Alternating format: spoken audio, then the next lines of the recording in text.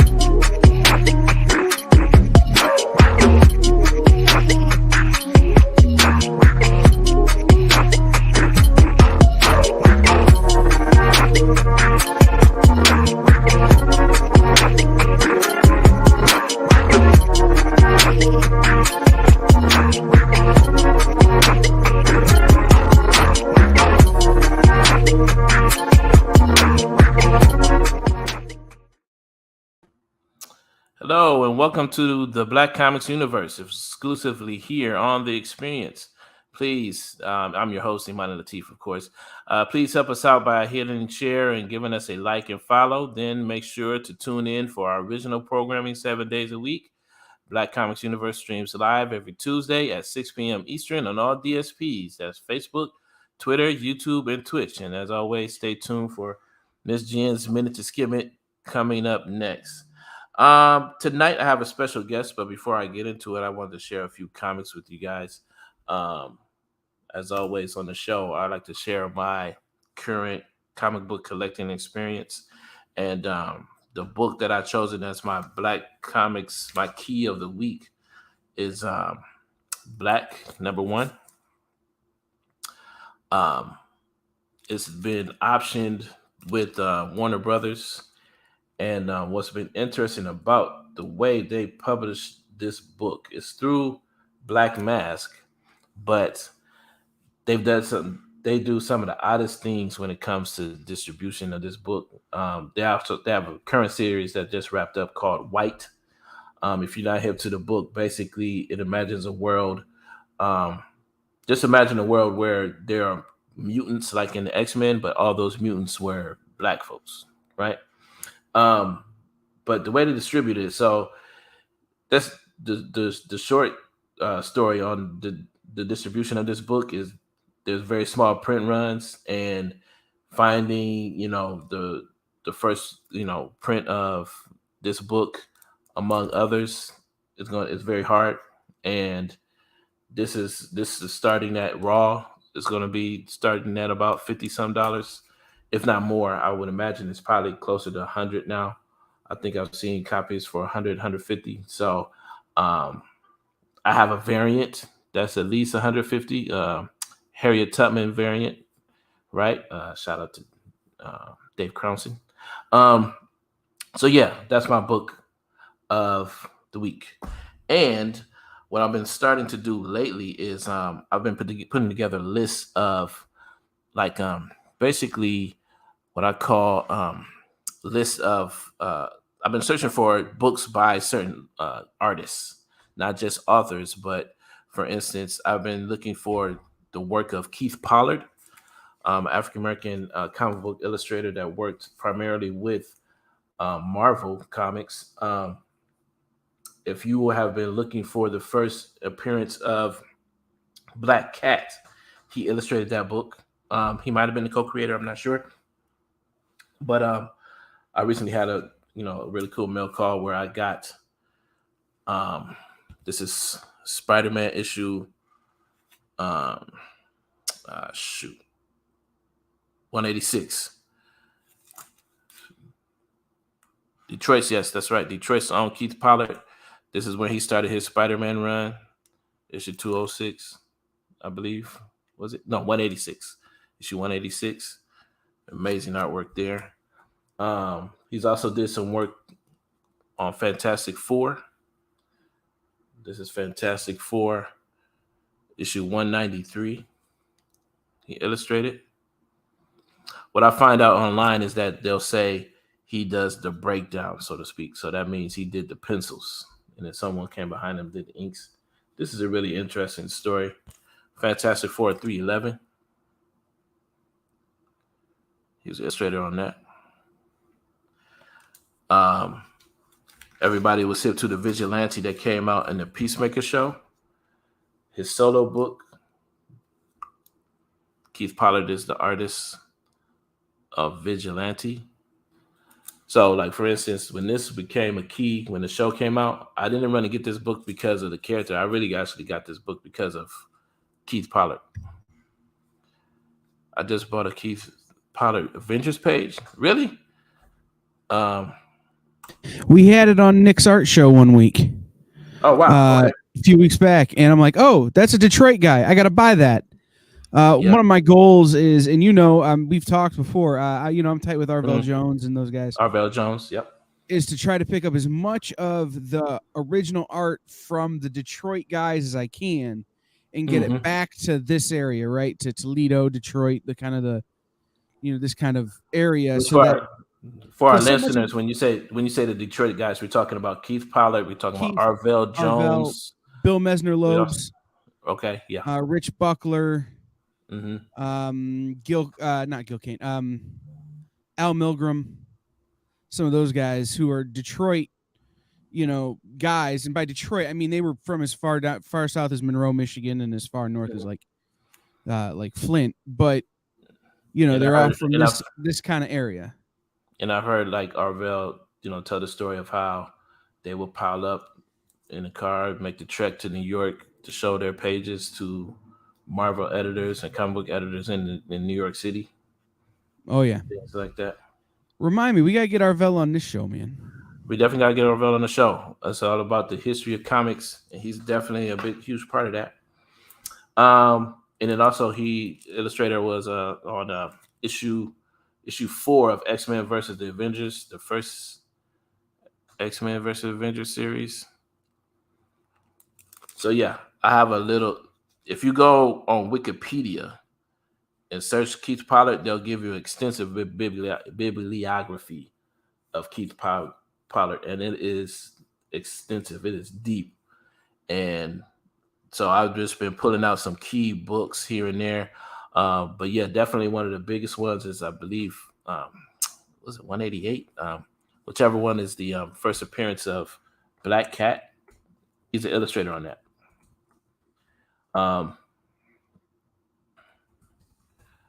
Look up that issue, but yeah, he's an illustrator on that first book. I believe it's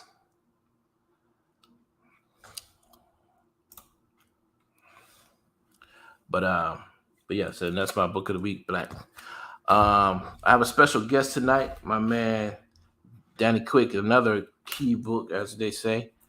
Got Ace Blade #1 signed by the writer, rather. And of course, Villain Season. All right. I'd like to bring my man Danny Quick of Fourth Wall Productions and Ace Blade Comics onto the show. What's up, bro? What's up, Imani? How you doing? I'm doing good. Bro, ain't nothing key about them books yet, bro. Ain't nothing. No, see, they keep because they're first appearances, so we gotta definitely the value starts now. If we don't, it's not gonna come somewhere down the road. We gotta show the value of these books now, so that down the road they just gain momentum. Hey, well, that's a good place to start because I know I've been recently getting back into collecting. I know you have been too. What is your experience been like comic book collecting lately? Oh man, it's I recently have kind of tried to narrow my focus in collecting because I got a lot of books here. Like that I opened up a comic book store, and one of my main avenues of income here is the old books that I just bought and was collecting. Like I was just buying all kinds of random stuff. Anything. My whole thing before was if I like the cover art, I'm buying it. So anything in here, that I have is either something that was personal to me, something that really got me into comics. What's up, JD? Or it was something I really liked the cover of, and I figured it was time for me to kind of narrow my focus. So now I'm collecting. I'm trying to get all of the milestone books, all the OG runs of milestone books, and just some specific stuff like Steel. I'm collecting Steel. And Naomi, I'm trying to find those original issues of Naomi, stuff like that. So and I'm sure you're noticing that it's like when it comes to our books, they become very scarce pretty quickly. At least like I've noticed in the LCS. Like sometimes I can find quite a bit online. But I've been noticing a lot of those books, especially the ones that came out in the 90s. They're hard to. It's very rare. I'll be looking through a crate and something pops up. I usually have to go online and find a lot of the books that I've been collecting. I've been focusing more on just black comics, black creators, black publishers, black characters, that type of thing. Yeah, thankfully for me, man, like there's 4 comic book stores that I go to, consistently. One down by where I work, and then 3 are, down by this way. And thankfully all of them know me well enough to know, if something comes in they think I might be interested in. Like I know my guy Jermaine Exum, he will literally send me a DM and be like, hey, do you got Static 12, or do you got Hardware 2 in your collection? And I'll look through real quick and I'll be like, no, I don't got that one. Hold that one for me. So just building a local comic book stores, man. They some of the best people on the planet. They'll look out for you, and they understand the want to collect stuff and to keep stuff. So, thankfully I got them to help me out. Yeah, it's like I kind of play it by ear. Sometimes there's a shop that I'll trust with telling I'm looking for something, and then there's another shop where it's sort of like sometimes I'll say something, but what I've noticed is that in another shop, once he knows that I'm looking, it's like that book's a little more expensive. The price goes up. Like I promise you, as soon as he catch me looking, and I come back, and it's like it'll be another $10-$20 added to that bad boy. So it's like,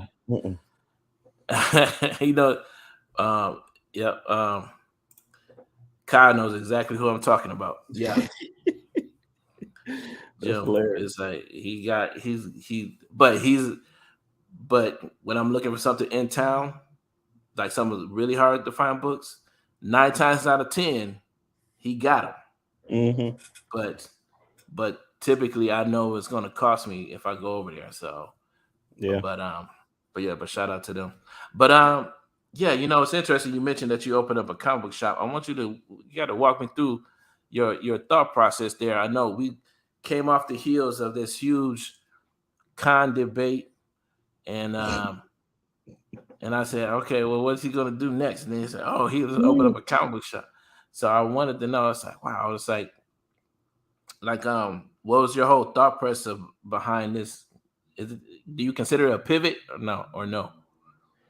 No. So, man, it's all about, I believe, we've talked about faith and stuff before. I believe in God, and literally, I'm gonna tell you what happened, and you be the judge, okay? So you remember the Milestone Initiative was happening, right? Back in November, they announced that. Yeah. Your boy was all hype. I was like, man, this might be my shot.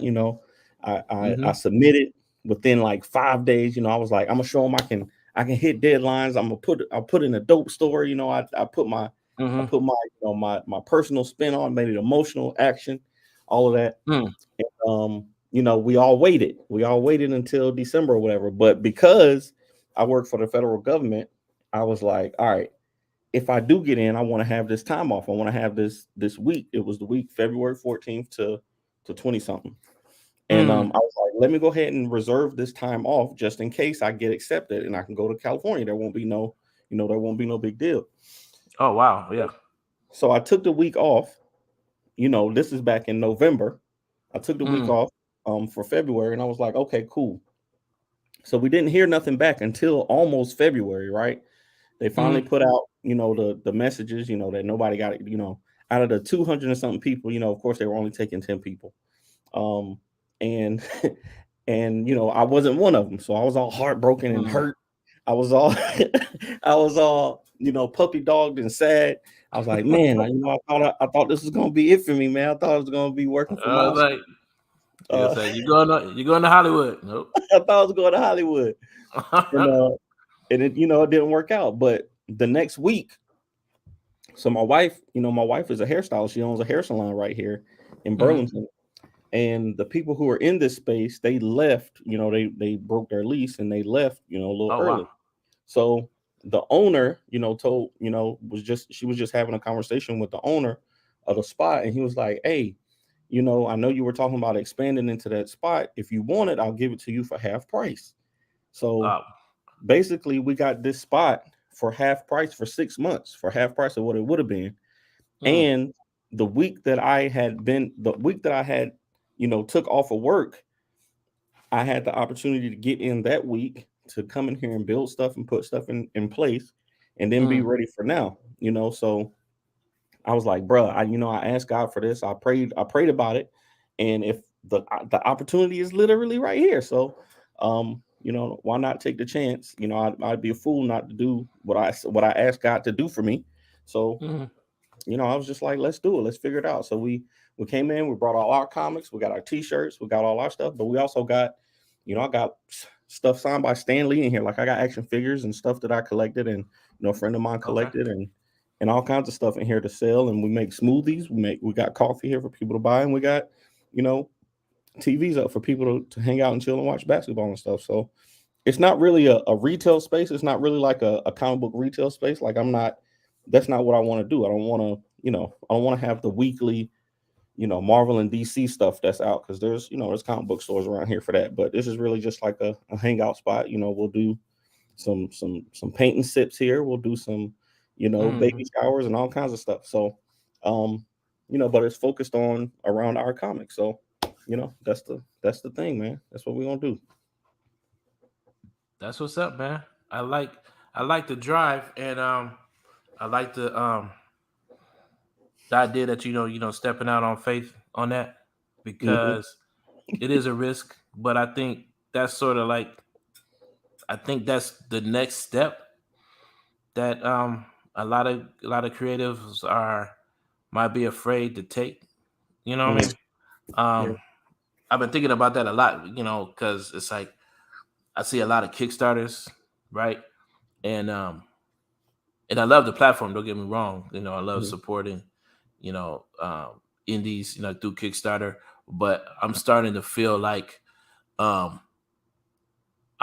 know there's another step beyond Kickstarter, for sure. And I know that next step is a whole lot scarier than launching a Kickstarter. You know what I mean? It's sort of like you got your supporters, people that are, basically helping you fund your projects. But that next level of scaling, your business and really pushing this thing, there's some risk involved where you're going to have to really put in some equity that, that I know that it can be scary for a lot of creatives. It's like, what do you see the life of your business after, like, beyond Kickstarter? Yeah. And that it's really scary, man. It's like, it's not a safety net. We put a lot of money and time. Like I built, thankfully my dad taught me how to use a hammer and nails, so we saved some money building some of this stuff ourselves in here, but putting employment and stuff like that in here, but it's a lot that you invest in. Like that stand looked pretty good too. The one that's all you built on TikTok. That was appreciate not a bad job there, boss. It came out all right. It's holding up pretty good too. So, but yeah, man, there's not a safety net, and like I'm a real safe dude. when it comes to like all this kind of stuff. My wife, she's the risk taker. You know, she runs her business full time, but I got a regular 9 to 5 that I go to every day, and then I come here after I get off of work. So, you know, but thankfully, you know, we got a 16-year-old who gonna come in here and help out. You know, we got, you know, we got a good community around here who loves comics. So I think it'll work, man. And then, you know, people the grand opening went so well, man. It warmed my heart to see people coming out and just hanging out in here, man. And you know, a lot of people bought comics. They, from little kids to my oldest, you know, aunts and uncles. They was like, "Oh man, you got some Archie comics in here?" Like, you know, they were seeing stuff that they remembered from, you know, from when they were young. And then the young kids were in here. They were like, "Oh, you got the Ninja Turtle, the Power Rangers and Ninja Turtle crossover." I was like, "Yeah, you know, I do a little thing like that." And he was like, "Man, I gotta have this issue, you know." And then, you know, just sparking the imagination and the desire to read for young kids, man. It's cool. Yeah. And before I can't help but ask, like I just saw you just recently did a con. What was that experience like? Yeah. It was cool, man. Like, it's, you know, getting back They didn't out. run you out of there, so that's a good start. No, it was and that was a local show. Like, it was a excuse me. No, It was a you good size show, but it was you know, it wasn't no huge show. It wasn't, you know, $600 to get in there, and you know, we just drove up for a Sunday, so it was a good size show for us. And then we also got the chance to pass out flyers. Like, we passed out these flyers for our grand opening while we're there, and we had 2 people show up from that were at the event that were at the show. So you know, that kind of stuff is unbeatable. You know, I always say, if you're gonna go to these shows, then you gotta do more than just sell comic books. You know, we had T-shirts, we had book bags, we had wax melts, we got all kinds of stuff. And then at the same time, we got the shop for people to come to. We got the studio here for people to come and hang out too. So yeah, man, I don't mind. I'm trying to get back out there in the world. What you know, it's interesting. I asked a lot of writers. I'm not sure if you're familiar. Octavia Butler, when before she became a writer, she wrote a it was sort of like a to-do list of the things that she was going to accomplish before, you know, in her lifetime. Like, she literally wrote out, you know, I'm going to write these books, and this book, I'm going to win this award, I'm going to be published here, I'm going to do X, Y, and Z. She mapped it out. And it's interesting. I ran into my brother, Yusuf Lateef. Shout out to him. He just had a really successful gallery show. He's a fine artist. And what was interesting, and as I was going by the Toledo Museum of Art, and I was coming out, my brother was there. He was talking to somebody, and I just literally overheard him get like a really huge offer, you know, for his art career. And I kept thinking, it's like, now I'm thinking about, you know, the day of that, you know, offer coming to fruition. I'm thinking like in my head, like mapping it out, like, what could I do between now and the time that comes, or what can he do? Or, you know, instead of being like things happening by chance, like, what could I do to really, you know, capitalize off this moment, like now, like really map out this success. Like a lot of the writers, like David Walker and Ronnie Barnes, it's been like a 10-year window for most of them, where they, you know, but I've always wondered if I could be intentional about the next 5 to 10 years, what could I do to put myself in a better position? Have you ever like mapped out any of your success? I wish. I see, man. I've learned over the years. For me, and this is why I tell people that TikTok works for me. Because I'm such an impulsive creator that when I get an idea to do something, I kind of have to do it in the moment, you know. Now Mm-hmm. I do have plans, you know, I do have stuff that I've planned out, you know, but usually the best stuff happens when I'm, you know, going off the cuff. Mm-hmm. So I pour a lot of energy into that. But that's Mm-hmm. why I got Morgan and my wife. That's why I got Tiana and Morgan there to kind of be like, hey, you said you was gonna do 6 shows this year. You know, you know, you're supposed to be going out, you're supposed to be traveling instead of, you know, staying here, you know, for stuff. So you know, like we're doing more kind of different shows. Like we're not doing all comic book shows. We got a HBCU basketball game that we're gonna do here in a couple of weeks right down the street. You know, we got Okay. you know, we got stuff like that. We're going to local schools and to, you know, just stuff like that we're doing to kind of reach a different audience, because some of the best moments that we've had have been like bringing people who never even read comics to check out our Mm-hmm. stuff. You know, people who are interested in, you know, Marvel and DC, but they're like, oh man, I can't read Spider-Man. Spider-Man got 1,000 issues out, you know. So Mm-hmm.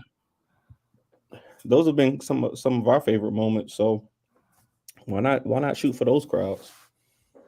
Yeah, I like that idea because, like as you know, I teach comic book classes, so I Mhm, did. I personally made a pivot, like where I was, you know, doing a lot more in local public institutions like the mhm, museum, the library, um, even detention centers, things like mhm, that. Um, and what I've noticed as when I step into those environments, talking about comics, I realize um, I assume that it's weird. Like social media makes it feel as if you are connected to the entire world. mhm. And when I step out into the actual real world, I realize just how small social media is. Yeah, It's just yeah, like yeah. I promise you, it's like it could be. I know if like it was an interesting experience. Like Isna did a Kickstarter. It was a successful Kickstarter. It was a while ago, and everybody was really pumped out about the book and really, Mhm, it was tons of buzz, and then I go when I do like I do a little demonstration at a public school, right? mhm. And I'm sharing with them and say, and I had a drawing of it's not on the board and say yes, and have you heard of this guy? And it's like no. It's like Nope. all these little kids. It's like no, they don't never heard of it, and it's sort of like and I don't know why I was so shocked about it. It was just the fact that it's like once I realized it's like it's such a huge job when it comes to Mhm. the idea of sharing this new idea, these new ideas, these new characters with folks. You know how they say, when you want to eat an elephant, you got to take it, start with the foot. It is one bite at a time. You know what I mean? Yep. What has been your process of eating this elephant, so to speak, tackling this Exact huge job? that exact same thing, man. Like going into new areas and Hmm. like I keep telling people about TikTok. Like I think I just hit it at the right time because I Hmm. really only got on there to kind of embarrass my kids, you know. I was on there and because they were on it all the time. I'll tell you what happened was is that my son, when Twitch first came out, my son was Hmm. always watching Twitch, right? And I didn't Hmm. understand it. I was like, why is this kid sitting here watching other people play video games when I Right. bought him the game? You know what I'm saying? Like I just did not understand it. And because of that, I was so hesitant to getting on Twitch, even though I thought it could have been fun. I was hesitant to get on it because I didn't understand it. So, Hmm. but then Twitch blew up. Twitch got huge, you know what I'm saying? People are financing their whole financing their whole, careers off of Twitch, and I Right. missed it. And then when TikTok came along, and my daughters, they were doing the dances, like they knew all the sounds, the songs, stuff that they shouldn't have, that they should have known from the 80s and 90s that they should have known. I've been trying to do the slide for I don't know how many weeks. You gotta lift that leg, man. You gotta lift that leg. If I get that slide down, boy, I'm gonna be the hero in my house. I promise you. I will be worshipped in my house. If you gotta lift that leg, bro. I can do it in place, but I can't move with it like they can move with it, man. God. I can do it standing in one spot, but when I try to go sideways, glide the action right. No, bro. It's a mess. Man, I'm gonna get it. By the time it's gonna be out of fashion by the time I figure it out. That's how it be. Yeah. But yeah, but that was it, man. My daughters, they were on it, and I was like, let me at least try it, That's one thing about me is I ain't never been scared to for something not to work. I'm gonna try it, and if it works, it works. If it don't, it don't. But at least I gave it my full effort, and TikTok having to work out. I missed the boat on Instagram when people was on Instagram killing the game. This is 10 years ago or whatever, but I was like, I ain't gonna miss this one. So got on it and I started posting consistently. And that's really all it is just being consistent and figuring out how to make the trends work for you. If you can do those two things, man, you can build on any platform. And it's really been like you can see a direct line from that social media platform to sales and everything Absolutely. else. The first time I sold out of the villain season, not the villain season, but the trade, the Ace Blade trade. The first time I ever sold out of it was because of a video that had nothing to do with Ace Blade. I mean, well, it did, but I literally just held the book up to the thing and I was like, listen, if I make 2 shots in a dunk, you got to check out my book, Ace Blade, right now. All right. I put the comic book down. I shot the ball. I missed terribly. Caught the ball off the rim and tried to dunk it, and I missed again. And then I just walked back to the camera and was like, never mind, don't worry about it. Like, that's all that happened. And from that video got something like 50,000, views, all these likes and whatever. But literally people were like, hey, you gave it your best shot. I'm gonna try it out. And people were buying the comic, like buying it. And I sold out of the comic in like 2 days just because of that. My little brother in Las Vegas literally had people sending him the video like, yo, this dude's last name is Quick. Do you know him? Like it was the first time I had like a viral video. So that's the video that got me. Exactly. Like that video. And it wasn't necessarily about Ace Blade, but I just gave him a piece of it, said, hey, this is Ace Blade, check this out. And then I, went on there and embarrassed myself. And that's my whole career. That's my whole career. Yeah, whole career now. Talk about Ace Blade a little bit and embarrass myself. And then, it works out.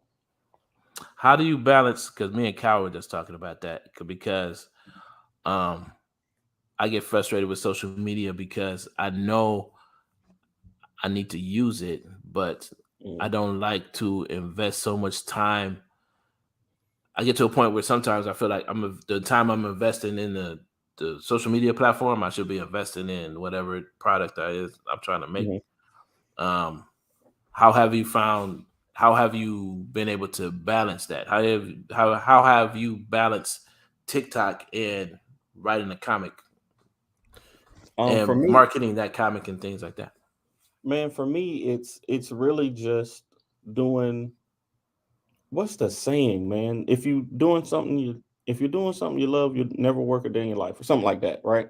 Right. So I only make videos that are fun for me, right? Like I'm not putting videos out, or I'm not putting posts out that are forcing people. Like the job of marketing comics is terrible. Like I hate that. Like I got a Kickstarter coming up now. And I hate having to always tell people, yo, go click the notify button, do this, do that. That part I hate about it, but it's a necessary part, like you were saying.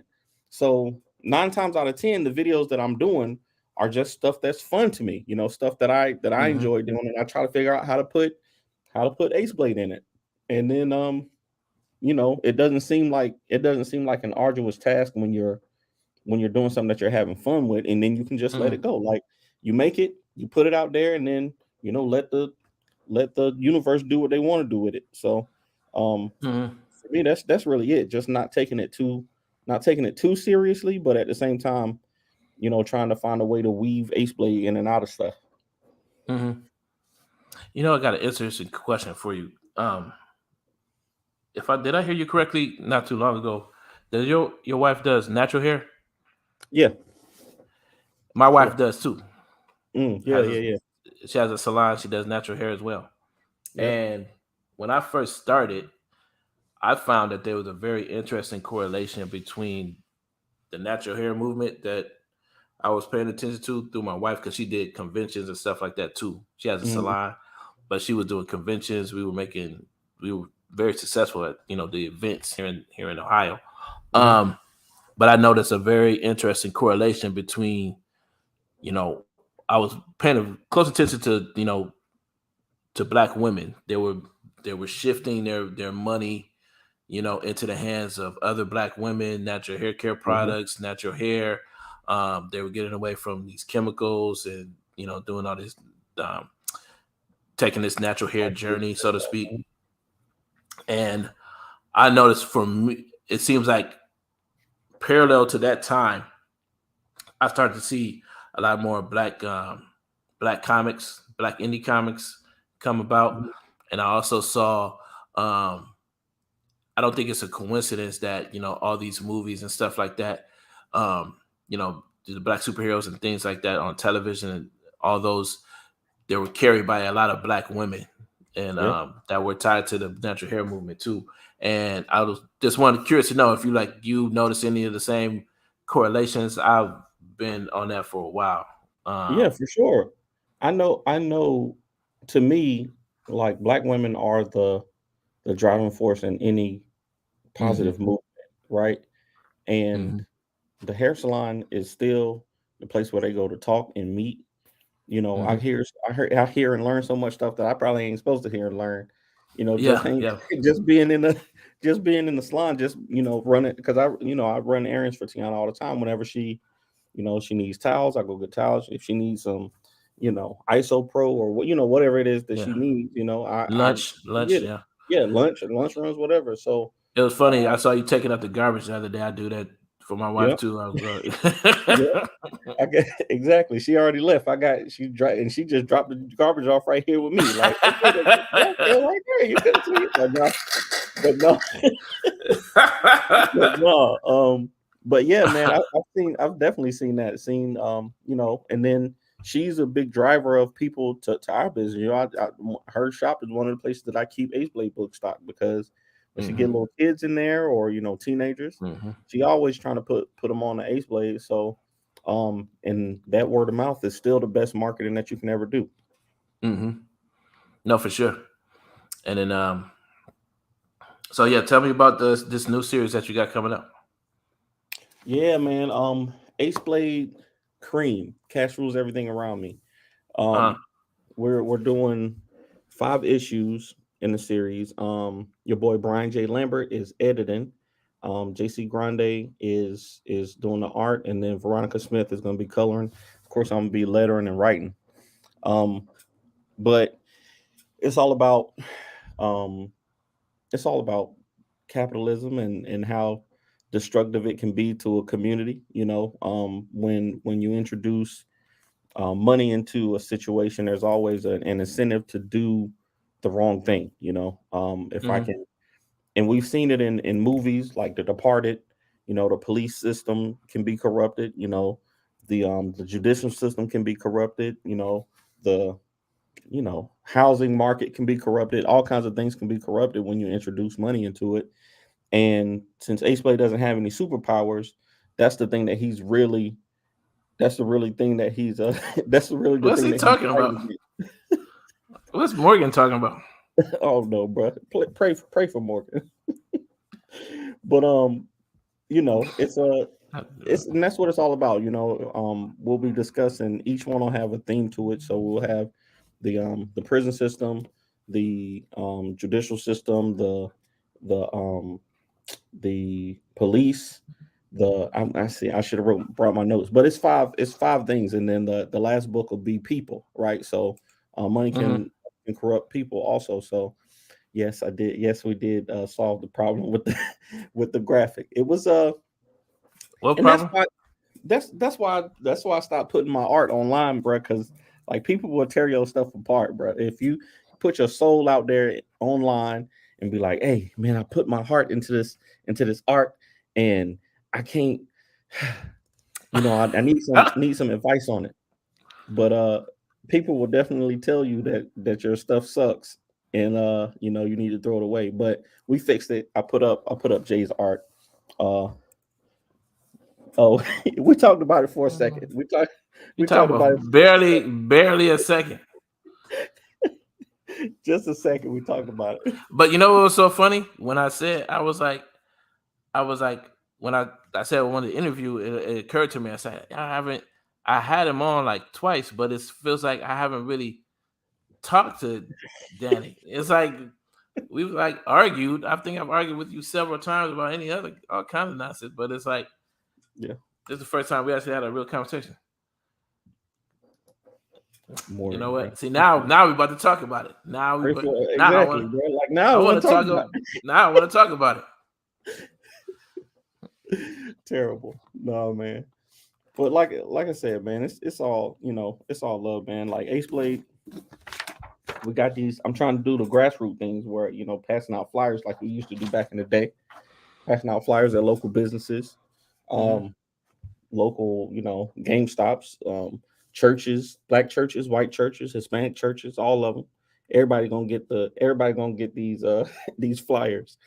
So No, we'll see. April 22nd, we might be able to do something.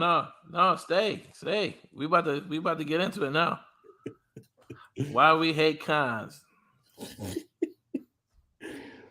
Me and Morgan. No, but it's not about it's interesting. It's not so much about the con. It goes back to that question of taking the real risk, the next step, what that next step is. You know what I mean? It's like I've been having conversations with my friend Marcus Roberts of Second Sight.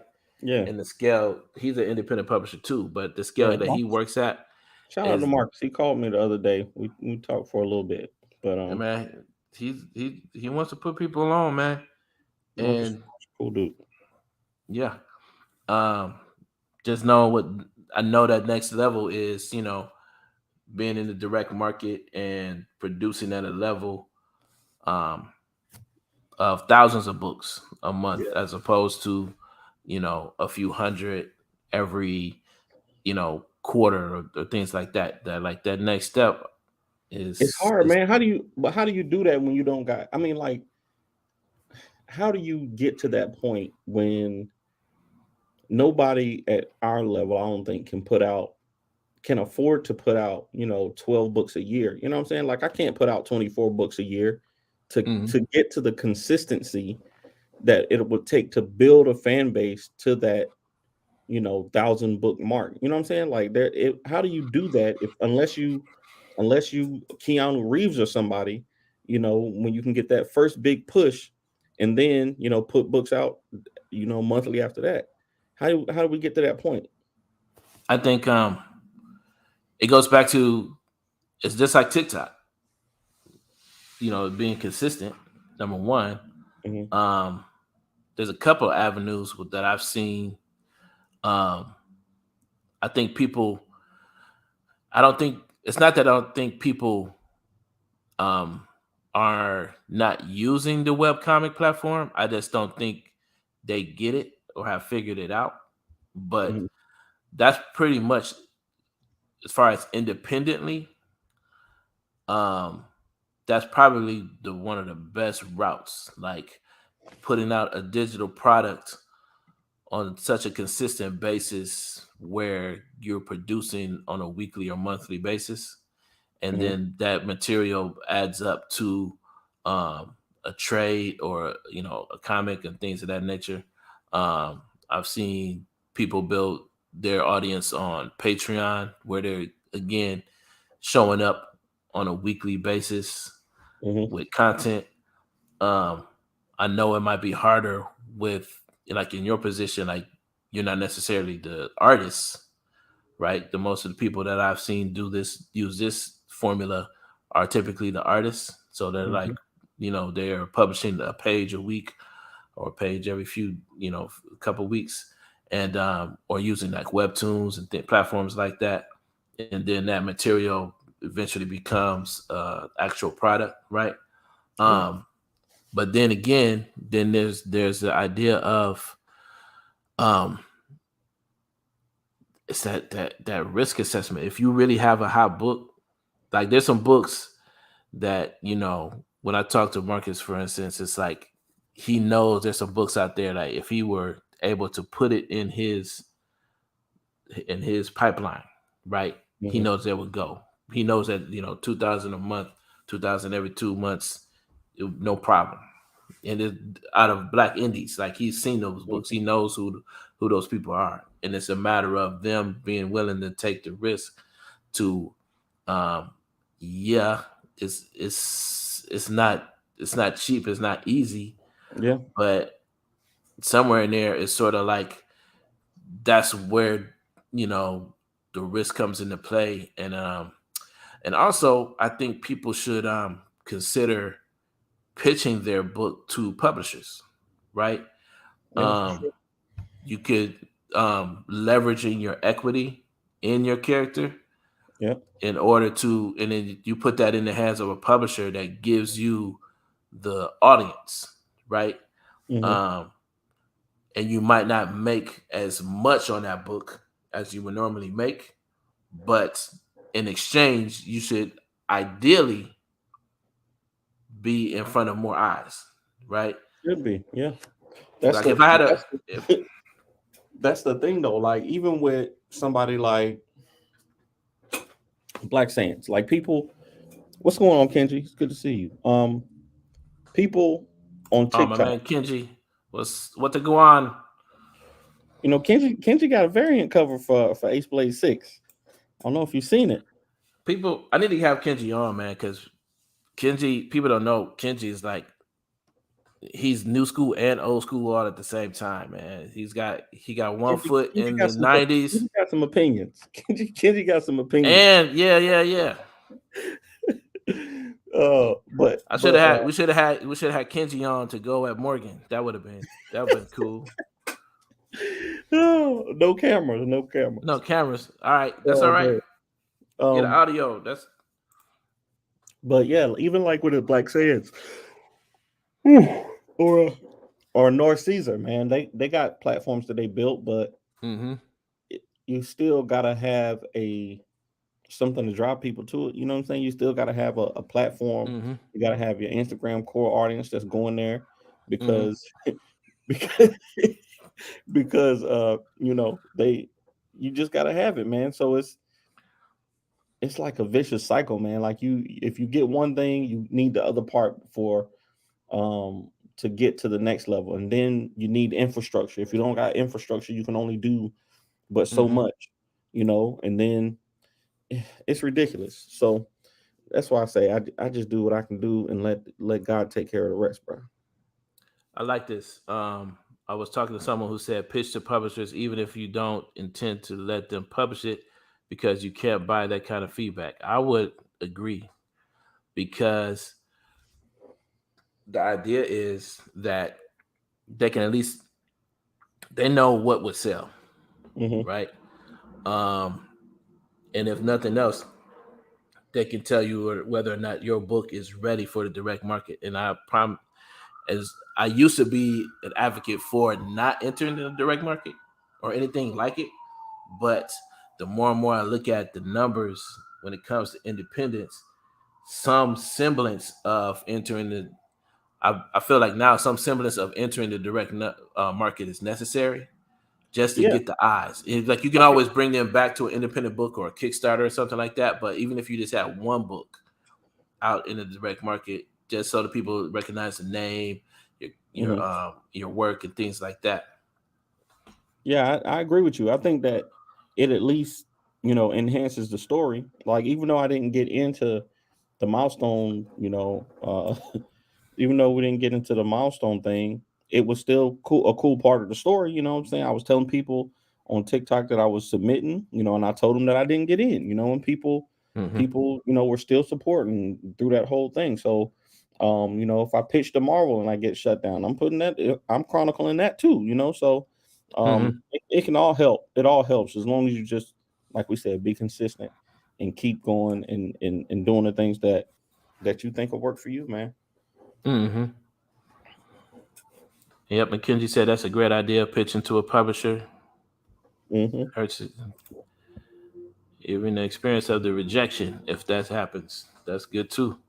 Absolutely. And Morgan is still blowing smoke. He said Morgan likes to argue, but I don't think he likes to argue with Kenji. I don't think Kenji and Morgan like arguing with each other. They both got some opinions, I'll just say. What up, Rod? That's the man. That's the homie Rod right there, bro. Now you seen Rod? Have you met Rod in person? Who, me? Yeah. No. Rod is like 7'4", 300 pounds. Like Rod is a huge dude, bro. Like he one of them like Goliaths. You walk by and be like, man, that's not even a real human being. Like, the mountain, huh? Yeah, legit. Well, he's a cool dude, though. He's a cool dude. So so my man Danny Quick, Fourth Wall, let them know how to get in touch with you and how to find you, all your platforms. Absolutely, man. The best way to find us is fourthwallpros.com. That's our website. That's our base of operations. That's connected to the store here. And then if you're on social media, it's at the Ace Blade. That's where you can find me. And I'll be happy to engage with y'all anytime, anywhere. Yes, sir. I still got 10 minutes. I don't want to. It's tricky. I don't want to go over time. I don't want to go under time. I feel you. We can talk about anything. I'm down. How you feel Go ahead. How you feel about? All right. So tonight we're doing top 5 live, right? And yeah. We're talking top 5 X-Men. Do you a fan of X-Men? Yeah, but you know what? I've been so out of the loop with X-Men for a minute, but I got my favorites. Yeah, I think Wolverine will be on a lot of people's lists, but I think Morgan is gonna come up with he's gonna put Dark Phoenix on there, somebody who not even a real X-Men, like somebody who not even on the team, but just be in the stories, He'll probably put Black Panther on there. So Morgan just be coming up. Morgan just be coming up with stuff. He'd be like, "Well, he was part of the team that one time, so he's an X-Man." I'm like, no, Morgan, that I'm gonna have to disqualify his list. There's been y'all have had some debates where it's sort of like, I think they're all. I've been thinking like they're gonna be on the same page. There's no way that they'll veer off. No one's gonna be too crazy. And sure enough, somebody. It's like it's not always you. They would like to think that it's always you that goes off the rails. They always say it's me, but it's not. But no, like sometimes it's like I was like, who? What? It's like I think it was a debate about greatest rappers or something like that. And that somebody's list was bananas. Morgan had Drake at number 1 or something like that. It was ridiculous, bro. It was just weird. But, no, Cyclops is.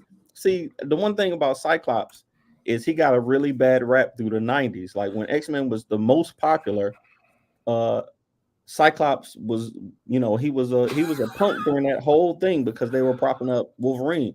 But Cyclops in the comics, Scott Summers is the man. You know what I'm saying? Scott Summers is a really good X-Men. Mm-hmm. Exactly. The boy said Tijuana Jackson. Like Morgan said Tijuana Jackson, bro. He was as a top movie?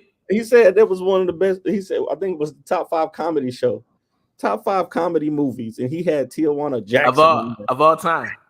I was like, bro, nobody has seen that movie. But it's always something. One of us always comes up with something. I had Morgan. I think that's the whole point. Nobody watched it. You're right. Exactly. That's the point. And ain't gonna watch it. Kenji said Cyclops was a narc. Yeah. All through the 90s, Cyclops was a straight up narc, bro. He was terrible, bro. But in the comics, Scott Summers is a G. In the comics, Scott Summers is absolutely great. And in the comics, like he's practically the X-Men's Captain America. Yeah, like legit. what I've mentioned to people before is that at this point you could actually take X-Men out of the Marvel universe and it could be its own company and franchise all by itself. Yeah, absolutely. X-Men got so big, man. When Chris Claremont and Jim Lee took that joint, bruh, them jokers made some classic stories. And that's another thing that I want to collect. But X-Men is there's so many issues. There's so many runs and issues of X-Men out there, bro.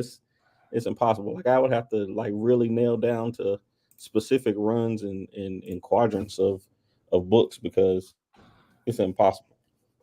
I'm not sure where I kind of fell out with the X-Men. It's like I haven't really gone back compared to how big of a fan I was in the 90s as a kid. I think it might be because as a kid in the 90s, the X-Men had all the best artists. Yeah. So the biggest names, all those image artists that bailed on Marvel, they were all on the X-Men books. Yeah. So yeah, that's what was my biggest draw back then. But since now it's sad, but it doesn't feel like modern comics. They don't really invest in a lot of stylized artists now. So it feels like everybody looks the same. They got a formula that they be trying to stick to. Yeah. That's why I'm such a huge fan of Juni Ba now, because his work doesn't look like anybody that's out there right now. Yeah, William Withers got Wolverine, Cyclops, Storm, Magneto. Yeah, you can't go wrong with that list. Yeah. That's a solid list. Magneto's not an X-Men. I'm disqualifying your list. Oh, bro, already.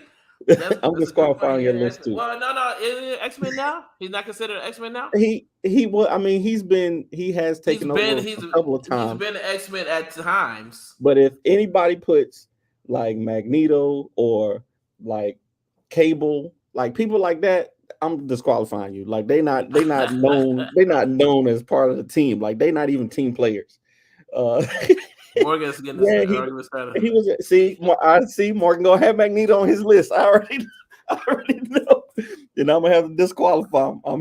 I'm disqualifying. I'm disqualifying, bro. White suit Magneto. Y'all can't. I bet you have. You know, it's a dang old shame. It's like I've rarely had more than like 5 people on the show, but get to arguing on here, and it's like shout out to like 11 to 12 folks. That's how it be, man. Arguing about some dang on X-Men.